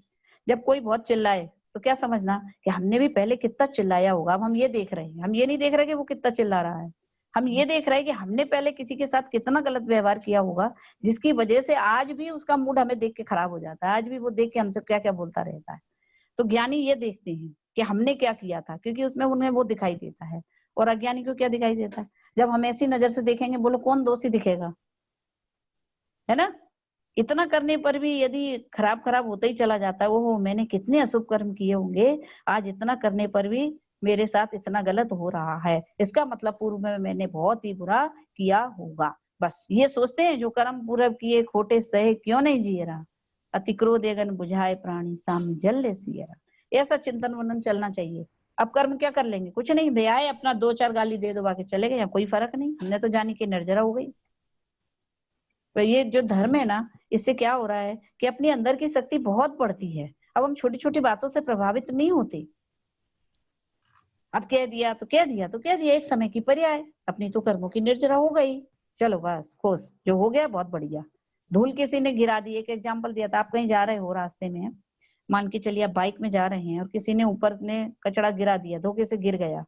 अब वो क्या है कि वो 20 मंजिल की है ना बिल्डिंग, अब हमने ऊपर की तरफ देखा कि वहां से किसी ने कचरा गिराया, यहाँ इंडिया में तो पॉसिबल हो सकता है ना। तो कोई जा रहा है उसके ऊपर कचरा गिर गया, अब क्या करें, अब बाइक रोक के 20 मंजिल चढ़ के जाएंगे, एक एक मंजिल में पूछेंगे कि भाई कौन ने फेंका है, ऐसा करेंगे क्या कि झाड़ के आगे बढ़ जाएंगे, बताओ क्या करेंगे। अब ये गिर गए अपनी शर्ट पे, शर्ट झाड़ी, इधर से उधर से आगे चली गई, अब कौन लड़ने जाए। ऐसे ही समझो जो भी घर में विपरीतता है भी ऐसे ही है, भी झड़ रहे कर्म, तुम भी झाड़ो और आगे बढ़ो। किसी भी चीज को दिल में रखने की जरूरत नहीं है, उसे निर्जरा रूप में देखो। ज्ञानी और अज्ञानी में यही अंतर है। अब आप उसको देखो ही मत, इनने कही अरे अपने तो कर्म किए होंगे वही झड़ गए होंगे, चलो ये इतना नुकसान हो गया, पहले हमने किसी का लिया होगा तो आज चला गया, काम खत्म, आज इतना नुकसान हो गया, वो पूर्व में मैंने कभी किसी का लिया होगा, दिया नहीं होगा, उसी का फल आया कि आज मुझे इतना नुकसान हो गया, चलो वो कर्म तो झड़ गया, वो कब से बंधा हुआ होगा, वो कर्म झड़ गया, लो हो गया नुकसान पूरा, बस। और रोने गाने का कोई काम ही नहीं, यदि इस एंगल से देखना चालू करें तो चलो अच्छा हुआ। इसलिए ऐसा देखने से फिर अब ज्ञानी जब होते हैं, तो जब ज्ञानी समीप दृष्टि हो जाए तो बहुत दूर यहीं पर अपनी परिणति ऐसी हो जाती कि छोटे मोटे नुकसानों में हम ज्यादा प्रभावित नहीं होते, और ज्यादा लाभ में भी हम ज्यादा होकर सुख में मग्न न फूलने दुख में कभी न घबरावे। क्योंकि वस्तु व्यवस्था समझने के बाद में ये छोटी छोटी बातों पे सुखी होना और दुखी होना ये दोनों खत्म हो जाती है। उदय है देख लेते हैं ना अपन, तो सबको देख लेते हैं कि भैया ये भी आए हैं, इनको भी देख लो, ये मान हो रहा है, कभी सम्मान हो रहा है, कभी दो बातें किए जा रहे हैं, कभी आपको बुला के, आपको स्टेज पे बुला के सम्मान भी तो कर रहे हैं, है ना। ये सब कर्म के उदय का कार्य है, इनमें मेरा कुछ भी नहीं है। इतना समझ में आया। चलिए ये और आगे अनिवृत्तिकरण पे आ जाए भैया, चलो। कहाँ से विशेष ज्ञान, कहाँ से इन स्थिति खंडन हाँ ये तो ये है। अब हाँ पढ़िए अब। इन स्थिति खंडन आदि होने का विधान का कथन बहुत विस्तार से लब्धिसार ग्रंथ से जानना। यहाँ तो प्रकरणवश संक्षेप में ही लिखा है। अपूर्वकरण में कहे गए स्थिति खंडन आदि विशेष कार्य यहाँ अनिवृत्तिकरण में भी होते हैं। हाँ अब आया अनिवृत्तिकरण। अनिवृत्तिकरण में क्या आया, पढ़िए आप।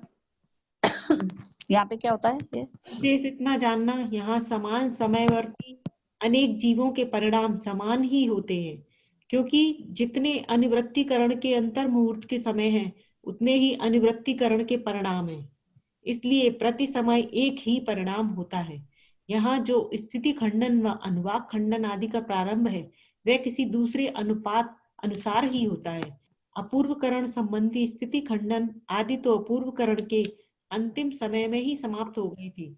यहाँ पर अंतरकरण विधि भी कही है, जो श्री लब्धिसार जी ग्रंथ से जानना। अब अनिवृत्तिकरण तो बहुत सरल है। क्यों? यहाँ पे क्या लिखा, यहाँ समान समयवर्ती अनेक जीवों के परिणाम समान ही होते हैं। जितने अनिवृत्तिकरण के अंतर मुहूर्त के समय हैं, उतने ही परिणाम हैं। अब यहाँ पे क्या है, निवृत्ति का मतलब होता है भेद और अनिवृत्ति का मतलब भेद नहीं है। अनिवृत्तिकरण है ना, जो शब्दों में भी आप देखोगे तो चीजें समझ में आ जाएंगी तीनों परिणामों में। अनिवृत्तिकरण, निवृत्ति का मतलब होता है भेद और अनिवृत्ति का मतलब भेद नहीं है। अलज्ञा का मतलब अभेद, उसमें कोई भेद नहीं है, तो उसको कहा अनिवृत्ति। तो अब कह रही है कि अनिवृत्तिकरण में क्या कहा कि जितना देर का अंतर मुहूर्त है, मान के चलिए उस अंतर मुहूर्त में 100 समय है अनिवृत्तिकरण का लिखा ना, अंतर मुहूर्त के जितने समय हैं उतने ही अनिवृत्तिकरण के परिणाम हैं। यानी जब कोई जीव अनिवृत्तिकरण में प्रवेश किया तो पहले समय में आया, तो महावीर भगवान जब अनिवृत्तिकरण में पहले समय में आए थे तो उनका जो परिणाम हुआ था, और आज का कोई जीव अनिवृत्तिकरण के प्रथम समय में जाएगा तो दोनों का परिणाम समान ही होगा। वो विशुद्धि समान ही है पहले समय में। दूसरे समय में जितने जीव जाएंगे, जितने भी जीव जाएंगे, उन सबकी विशुद्धि समान ही है। ये तो बहुत सरल हो गया। अच्छा, यानी कि पहले समय वाले की पहले समय से समान होगी, फिर दूसरे समय में जो जीव जाएगा मतलब पूरा उसकी हाँ, दूसरे समय जितनी है करण में भी तो ऐसे ही है ना। लेकिन उसमें अंतर भेद भी हो सकता था, समान भी हो सकते हैं और असमान भी हो सकते हैं। दो बातें थी ना उसमें। नहीं, उसमें भिन्न समय वाले में असमान ही होंगे, ऐसा बोला। भिन्न समय में जो हैं वो असमान ही होंगे, ऐसा लगा। हाँ, तो भिन्न समय। तो इसमें ऐसा लग रहा है कि जितने अनिवृत्तिकरण में जितने भी जीव हैं वो सबका लेवल सेम ही है। बिल्कुल। लेकिन सब समय के कि खाली एक समय के? नहीं, जो एक समय में है उनके एक समय जितने, जिनके 2 समय में है उनके 2 समय जितने, जिनके 3 समय में है उनके 3 समय वालों से ही मिलेंगे। मतलब कि एक समय में जो जीव है उन सबके एक समान है, फिर दूसरे समय के जीव है उन सबके एक समान। देखो अनिवृत्तिकरण में क्या था कि वो अपूर्वकरण में क्या था, एक लेवल बताया था उनने कि अपूर्वकरण में देखना, अधेकरण में तो आपको समझ में आ गया था कि मतलब वो नीचे वालों को टच कर सकती हैं, वो अधेकरण समान हो सकते हैं, भिन्न समय वाले समान हो सकते हैं। हाँ, ये अधेकरण। अपूर्वकरण में क्या बताया कि भिन्न समय वाले जीव हैं यदि वो तो असमान, हाँ असमान वाले हो सकती हैं।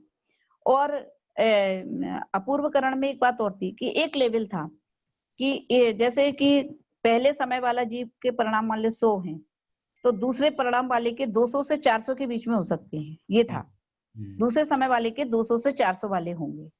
अब कोई व्यक्ति दूसरे समय में आया अपूर्वकरण में, तो 100 तो नहीं हो सकते, क्योंकि 100 तो अपन ने बताया अधेकरण हो जाएगा, यदि वो उसको टच कर लेगा तो वो अधेकरण।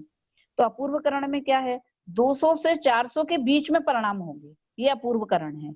200 ही होंगे ये निश्चित नहीं है। मतलब उस समय में जो जितने जीव हैं वो किसी के 200 हो सकते हैं, किसी के 300, किसी के 400। हाँ हाँ हाँ, ये 100 नहीं होंगे, समान भी लेकिन हो सकते हैं, मतलब इस तरह से समान भी हो सकती है और असमान भी हो सकती है। समान अपूर्वकरण समय में वाले असमान भी हो सकते हैं और समान भी हो सकते हैं। भी हो सकती हैं, लेकिन और- पहले वाले के समान बिल्कुल नहीं होंगे, बस इतना था। और इसमें जो है एक समय में, समान समय में जितने भी जीव हैं उनके परिणाम समान ही होंगे, समान ही होंगे। जो गारंटी। पहले समय में आएंगे, हाँ, जितने भी अनिवृत्तिकरण में अभी प्रविष्ट कर रहे होंगे, जितने भी जीव अभी भी कर रहे होंगे ना, काफी समय के निकट होंगे, तो जितने जीव अनिवृत्तिकरण के पहले समय में होंगे तो उनकी विशुद्धि समान ही होगी। और अनंत काल के जितने जीव पहले हो चुके हैं, उन्होंने जब अनिवृत्तिकरण में प्रवेश हुआ था तो उनका पहला समय और अभी का जीव कोई है तो उसका पहला समय बिल्कुल बराबर ही होगा, क्योंकि जितने अनिवृत्तिकरण के अंतर मुहूर्त के जितने समय हैं उनकी विशुद्धि समान ही है, फिक्स है। कि जब चौथे समय में आएगा कोई भी जीव तो उसकी विशुद्धि इतनी, 10वें समय में आएगा तो इतनी विशुद्धि फिक्स रहती है, क्योंकि समय उतने ही होते हैं, उसमें कोई कम ज्यादा होते नहीं है। अंतर समझ में आया सबको? हाँ, तीनों करण समझ में आ गए कि नहीं? समझ में आ गया रेखा दीदी? सबको समझ में आ गया ना? ये तो बहुत सरल हो गया, क्योंकि इसमें तो फिक्स ही है। समय में आदिनाथ भगवान भी गए थे और महावीर भगवान गए, और अब हम लोग जाएंगे अनिवृत्तिकरण में कोई भी, तो सबकी विशुद्धि पहले समय में समान ही होगी, मतलब दूसरे समय में ऐसे करते हुए पूरी समान होगी। ठीक है, देखो अब अभी तक लेकिन क्या बता रहे हैं? अभी तक जीव क्या है? सम्यक दृष्टि है कि मिथ्या दृष्टि? मिथ्या दृष्टि है अभी तक। और ये हुआ अब भी बताओ। करण लब्धि। सम्यक्त के सम्मुख है जीव, इसको कहा है सम्यक्त के सम्मुख। अब होने ही वाला है सम्यक। एक चीज और थी, चलिए हमको लग रहा है कि वो भी कर ही हो सकती है, जैसे इन्होंने यहाँ पर बोला, जब तीनों चीजें क्लियर हो गई ना, किसी को कोई वो नहीं है ना, अब ये है अपूर्वकरण संबंधी स्थिति खंडन आदि तो अपूर्वकरण के अंतिम समय में ही समाप्त हो गए थे। अब जो स्थिति खंडन आदि था वो समाप्त हो गया था। कब? अपूर्वकरण के टाइम पे अपूर्वकरण खत्म हुआ तो स्थिति खंडन आदि सब समाप्त हो गया। तो अब क्या चले? अब जो काम हो रहा है वो और एक है अंतरकरण। अंतरकरण की विधि। अब क्या कह रहे हैं? अब खास बात सुननी है, क्योंकि काम अब सम्यक का जो होना है वो अब होना है। तो वो अनिवृत्तिकरण में क्या होता है कि जो स्थिति वगैरह घटनी थी और जो काम होने थे वो कर्म बंध आदि वो तो सब उसमें हो गए अपूर्वकरण में। इसमें होती है एक विधि अंतरकरण की।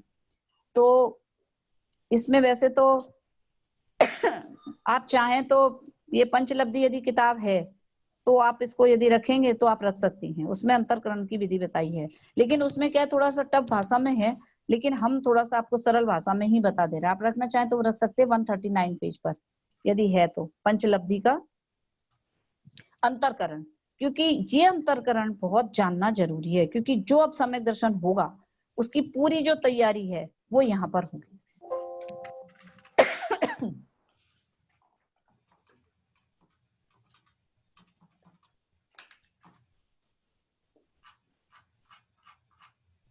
देखो मिला पेज आपको अंतरकरण 139 पेज पर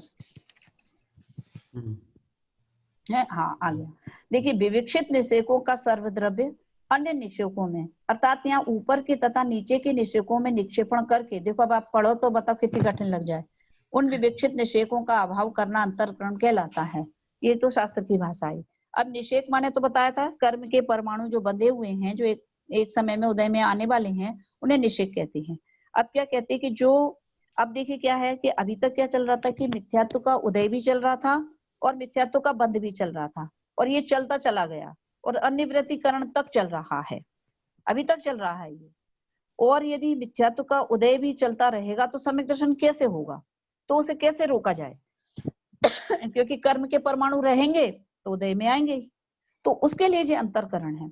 अब क्या हुआ कि अनिवृत्तिकरण का करण के बाद जो अंतर मुहूर्त अब प्रारंभ होगा, और उसमें जो मिथ्यात्व तो अभी है, चला तो कोई गया नहीं है, तो उसके परमाणुओं को क्या करती हैं, उनका क्या लिखा, अब उनका अभाव किया जाता है।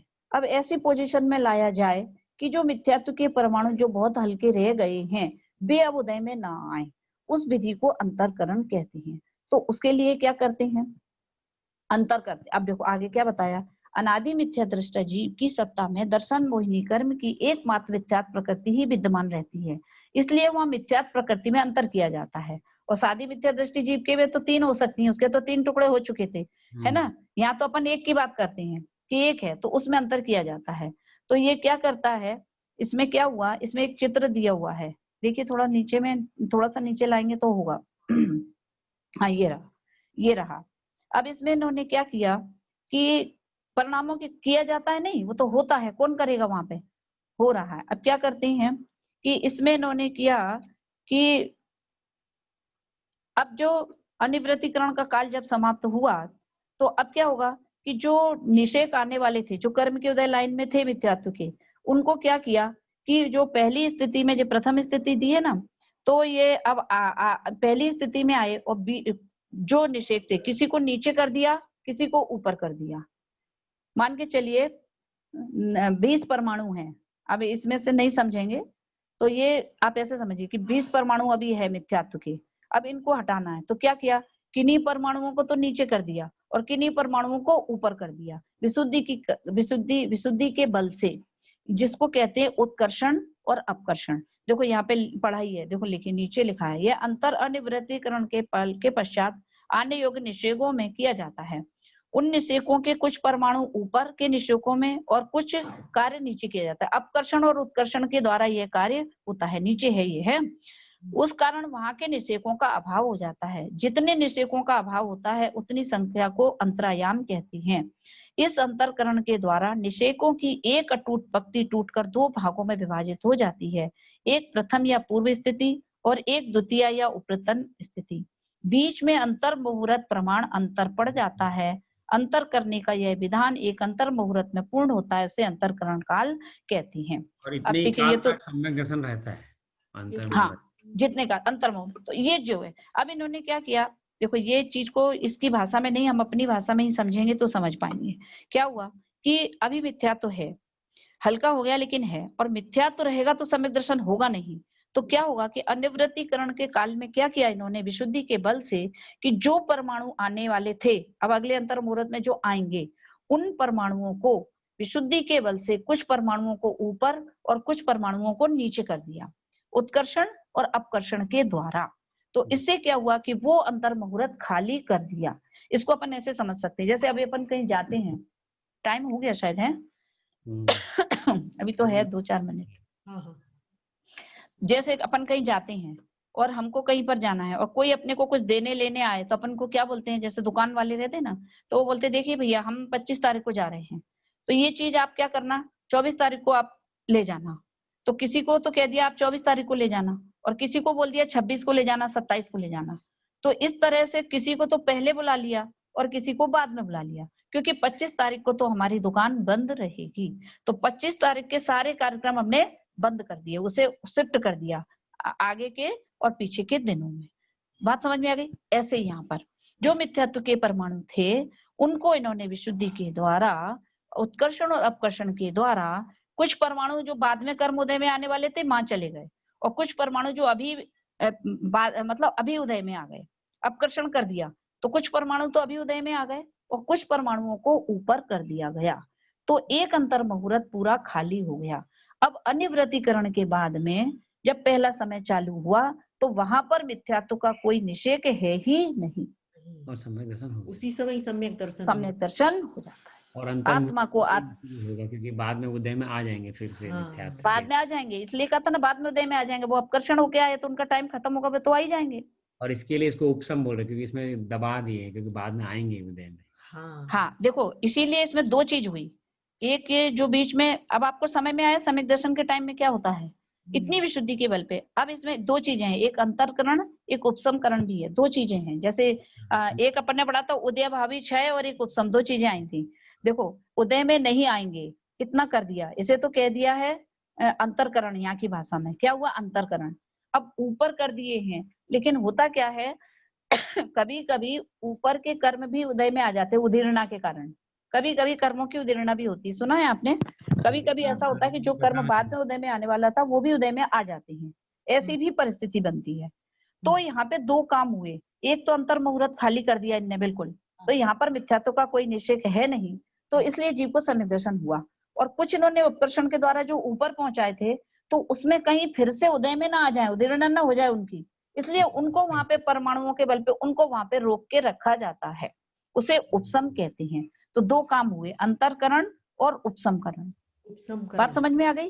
अंतरकरण में वो चीज पूरी खाली कर दी गई है, और उपसमकरण में क्या किया है कि उपसमकरण में क्या किया है कि ऐसा कर दिया है कि उस एक अंतर मुहूर्त में किसी भी हालत में मिथ्यात्व का कोई भी परमाणु उदय में आएगा नहीं, क्योंकि वो सत्ता में तो है ना। तो दीदी ये पर्याय तो आएगी, लेकिन पर्याय में दर्शन होएगा ही नहीं फिर। क्या नहीं, इसलिए बोल रहा कि वो उपसम, इसलिए कहीं कर्मों की उद्दीर्णा ना हो जाए, उद्दीर्णा के कारण कहीं हाँ, इधर न जाए, इसके लिए उसका उपसम करो। हाँ, इसलिए उपसम कर दिया गया है, यानी वो किसी भी हालत में उदय में नहीं आएंगे, वो अंतर मुहूर्त पूरा फ्री हो गया। ये विशुद्धि के कारण अपन ने ऐसा किया है। यानी कहना चाहिए, इन्होंने देखो क्या लिखा कि कर्मों की दो अटूट धारा जो चल रही थी आज तक, मिथ्यात्व कभी टूटा नहीं था, आज उसकी धारा टूट गई, एक नीचे आ गई है, एक ऊपर आ गई, बीच का एक अंतर मुहूर्त खाली पड़ गया, और इसी के कारण उस मिथ्यात्व के 3 टुकड़े हो जाते हैं। अभी बताए ना, मिथ्यात्व के 3 टुकड़े होते हैं उसके दर्शन मोहिनी कर्म के। दशम होने के तीन प्रकार। हाँ, मोहिनी के 3 हो जाती हैं। तो ये कहती हैं, तो इस तरह से अनादिकाल के जो बंध रहे थे कर्म, वे एक छूटे हैं और इसलिए खिल जाते हैं। अब इसमें इन्होंने देखो थोड़ा सा आगे दिया है, टाइम तो हो चुका है, थोड़ा सा पढ़ लें। इसका नीचे वाला जो अंतरकरण द्वारा, नीचे वाला अंतरकरण द्वारा जिन निषेकों का अभाव किया जाता है, उनके नीचे के निषेकों को प्रथम स्थिति कहती है। प्रथम स्थिति के निषेक अनिवृत्तीकरण के शेष काल में उदय होकर खिर जाते हैं। अंतर के ऊपर वाले निषेकों को द्वितीय स्थिति कहते हैं, वह अंतर कोड़ा कोड़ी सागर प्रमाण निषेक हैं। प्रथम स्थिति के मिथ्यात्व कर्म के निषेक प्रति समय उदय में आते हैं, और वहां जीव के मिथ्यात्व भाव भी हो रहे हैं, और मिथ्यात्व कर्म का उदय होता रहे। देखो अभी चलो, इनकी भाषा से तो और कठिन हो जाएगा। क्या कह रहे थे? अधयकरण और अपूर्वकरण में क्या हुआ? कर्मों की स्थिति घटी, बंद रुका, पुण्य बंद हुआ, जितना काम था वो हो गया। पर अनिवृत्तीकरण काल में ये सब नहीं होता, वो सब बंद हो गया। तो अब यहाँ क्या होता है? यहाँ पर ऐसा होता है कि एक अंतर मुहूर्त को खाली किया जाता है, परिणामों की ऐसी विशुद्धि हो रही है जिससे कि 2 डिवाइडेशन हो गए हैं। तो कुछ कर्मों को तो ऊपर भेजा गया दूसरी स्थिति में, और कुछ कर्म पहली स्थिति में रह गए। तो जब तक अनिवृत्तीकरण का काल है, तो वो पहले वाले जितने रह गए वो उतने उसमें ही खिर जाते हैं।